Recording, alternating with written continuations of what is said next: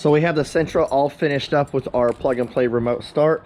There is one single wire that needs to be connected on this kit. This will work on a wide range of Nissan and Infiniti vehicles.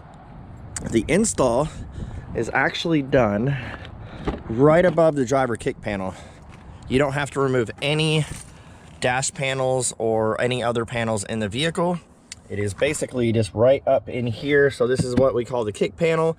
The module that we tie into is directly above it. So no reason to pull anything out of the vehicle. As far as the operation goes, we just tap the lock button 3 times on the factory key. So there's 1, 2, 3. We're gonna go ahead and give it a couple seconds here and she will fire up. It stays locked while it's running. You guys can push lock 3 more times to turn it off. So there's 1, 2, 3. It will cancel remote start. So now I'm gonna go ahead and remote start it.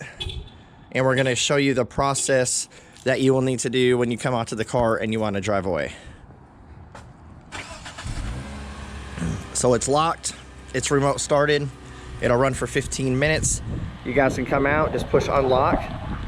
Obviously it's gonna unlock the door. And when you get in here, all you need to do is make sure you have a key. Press and release the brake pedal, push again, pull it out of park, and drive away.